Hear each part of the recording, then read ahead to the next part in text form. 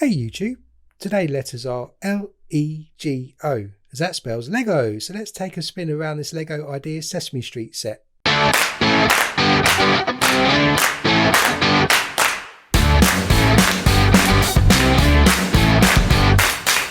guys, and welcome to Brick Talk TV. Terry here, and in today's episode we're taking a look at this Lego Ideas Sesame Street set number 21324.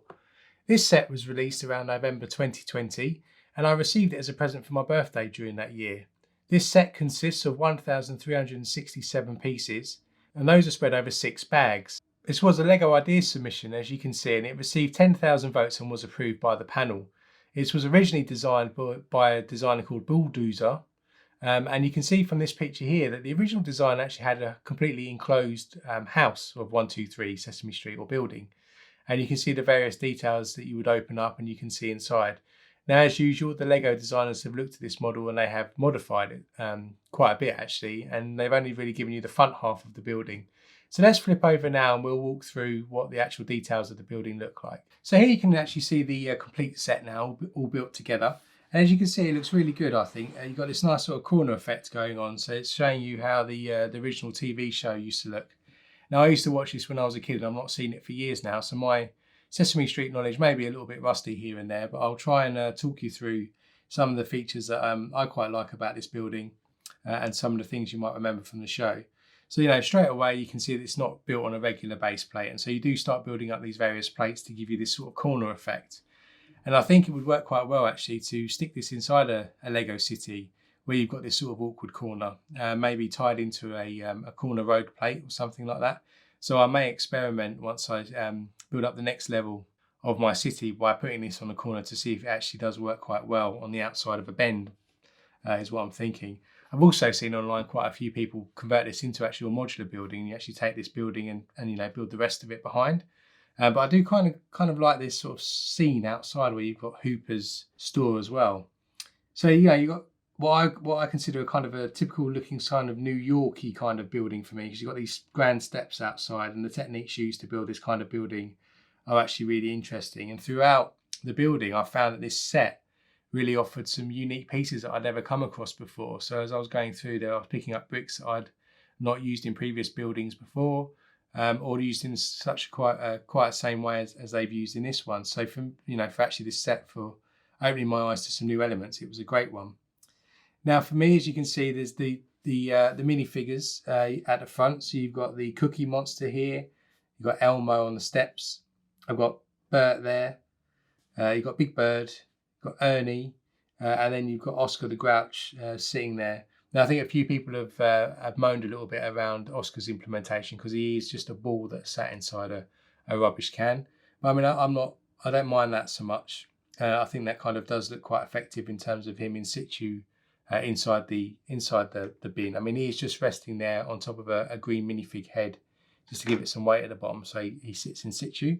But it still works for me, and I'm quite happy with that. Obviously, you didn't get the mammoth here, so that would be too big a build, I think. And I did see actually some mocks where people have actually built him afterwards. I forget what his name is now. But he used to be positioned here at the end.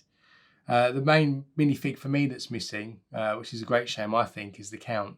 So for me, the Count was always the icon of the show for me after Big Bird. And so having him missing really is a big gap. But there is a nod to him in Hooper's building over here. So let's take a look through then for the detail of the building. On the outside, as I said, you've got some nice grand steps and a nice doorway here with some nice architectural detail just above the door. These windows are really nicely done as well. They give this idea of a sash window, and the windows are open because you've got this gap at the bottom. And I like the way that was constructed. I think the colours as well obviously pop. These are standard sort of Sesame Street colours, I guess, but it does sort of hang it all together quite nicely. You've got some rubbish obviously down the front for Oscar, and then over on this side you've got Hooper's shop, where you've got some groceries and some newspapers in a bin over here, and hidden away sort of in this corner. You've got some flowers being grown here, a bit of a fire escape with some advertising, and a nice little area here where some people can eat outside of Hooper's as well. So that's quite nice. Of course, on this side, you've got this sort of alleyway where the woolly mammoth would normally be, with some toys and some blocked out areas. And then you've got the the signpost with the lamppost there as well. And they've used a nice sort of opaque white ball here rather than a transparent one, which actually is quite a nice touch, nice difference for a lamppost. On the roof, you've got some birds hanging around, and there's like a bird coop at the top where birds could stay in. You've got a TV aerial, obviously, because you need a TV, and with some chimneys over this side. And then there's this like alien spaceship. Well, I think it's an alien spaceship at least, which is probably pointing to something from the show, but I can't really recall what it is. But it's a nice little build nonetheless, and it just rests on its... I've rested it on the roof, but obviously you can rest it where you like.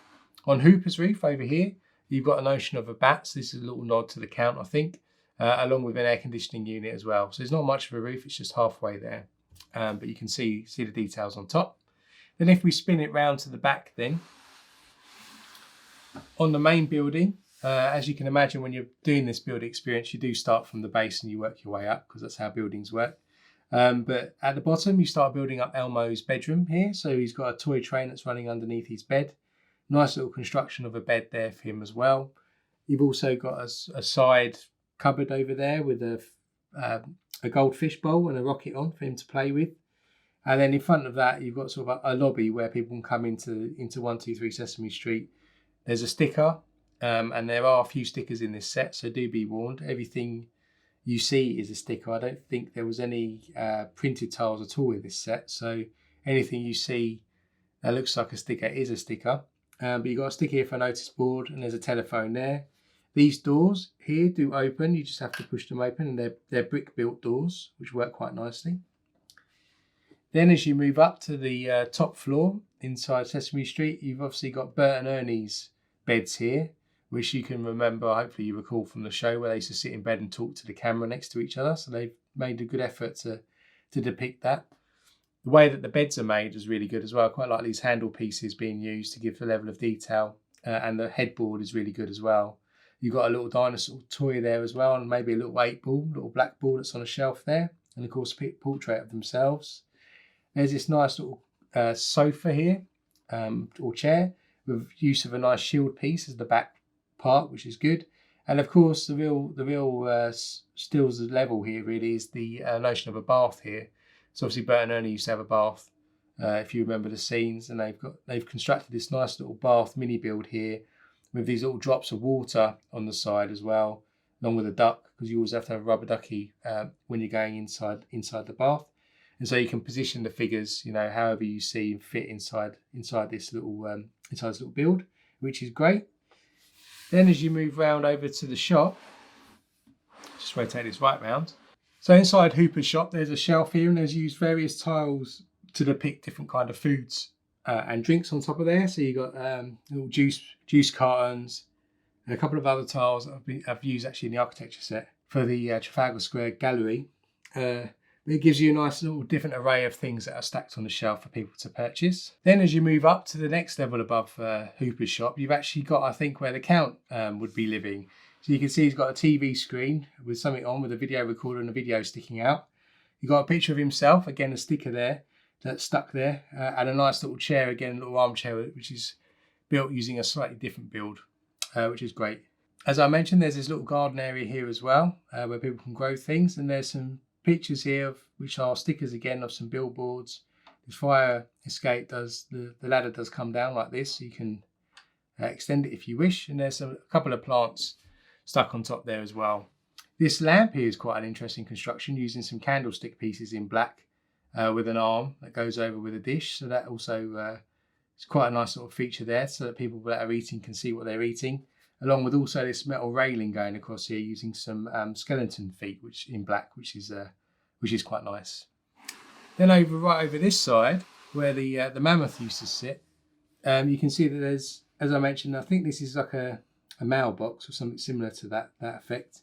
You've got a big bucket here, which has got some toys in for people to play with. And then you've got this nice tree that sticks out the side, which is a nice addition as well, just to take it outside the normal area. And you can move this depending on how much space you've got next to it. So overall, I really enjoyed this set. It's safe to say that it's somewhat stripped back from the original design as you saw earlier, and that's quite a shame really, and it's unfortunate that the Count was missed out from the minifigure collection as well. But that said, there's still a great level of detail in this. I had fun when I was building it. as I mentioned earlier, I felt that it still had a lot of new elements inside that I've not come across before. So being exposed to those and seeing some of those being used was great for my part knowledge, and also for future uses I may use it on other builds I do. And I think this set would work for any adult fans of the original show, or for parents that are wanting a set to enjoy building with their children that are also in the show. And I think the potential to expand this set and rebuild it into a modular building would be a good one.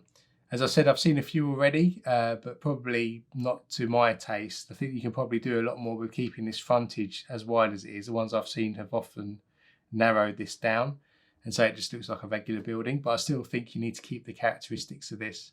So as I mentioned as well, I'll probably hopefully stick this into Bricktown soon, and keep an eye out for a video that I'll be sticking up around building up a new table where I'll be using the police modular and a couple of others. So, you know, to be alerted for that, do hit the subscribe button with the bell notification turned on. And also, if you liked this video and found it helpful, do hit that like button, because it does help us get more views. And then in the future, we'll be doing some more Lego idea videos just like this one, and we'll have the blacksmith's shop coming up soon as well. So until next time, stay safe, and I'll see you then.